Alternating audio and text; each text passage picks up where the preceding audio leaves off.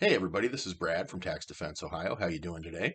Today I wanted to talk a little bit about mileage and automobile expense. So mileage and automobile expense is another one of those areas that there's a lot of confusion with. And basically only self-employed people at this point can write off mileage. So if you own your own business or if you're a Schedule C 1099 type independent contractor, such as a real estate agent, contractor, or anything like that, yes, you would be able to take automobile deduction or mileage deduction as the case may be. So what level of documentation do you need to have to be able to write the mileage off? Well, the IRS code specifies that you have to keep a mileage log to be able to justify any expense. So what that constitutes is you have to say, hey, I drove from my house to my first appointment, to my second appointment, to the bank, to Office Max, to a closing, to meet with another client, and then I drove over here. All those different things constituted, let's say, 41 miles in the workday. And then maybe you had 8 or 9 personal miles, picking up the kids or going to the grocery store or whatever. What you have to do is track all those miles and each one of those trips every day and add that up through the whole year. So, hey, that was today's mileage. You have to do the same thing for next day and the next day and the next day. And that constitutes your mileage for the whole year. You can't just say, hey, I think I drove about 20,000 miles for work and call it a day. Do a lot of people do that? Yes. But if they get audited, all those deductions are going to be disallowed. And you can get in a lot of financial trouble just for doing that. So the code says, hey, you have to document your mileage where you go every day for work purposes if you're going to write that off. So I recommend getting an app like Mile IQ. QuickBooks has one. Go to the App Store. There's a whole bunch of them.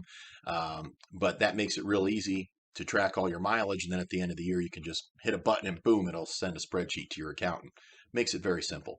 The second method of capturing automobile expense and writing it off is you take the actual cost method. So that is, hey, I have a work vehicle that I use, 80% for work.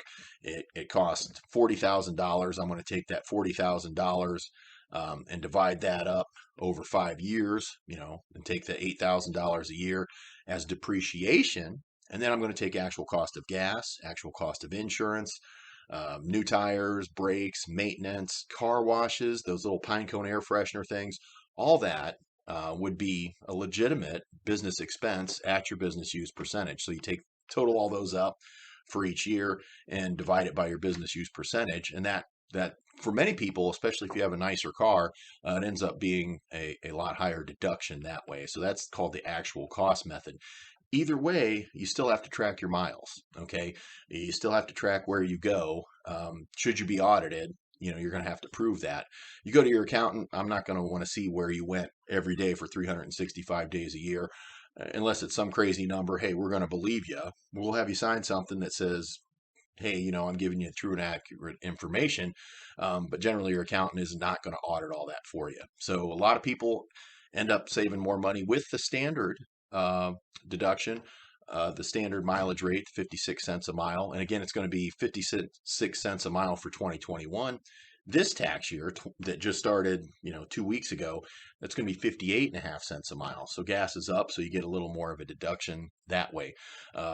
Biggest thing you can do is document where you drive and when, and you can get a phone app to do that. That's what I recommend doing. So, any questions? Please let us know. TaxDefenseOhio.com. Happy to help.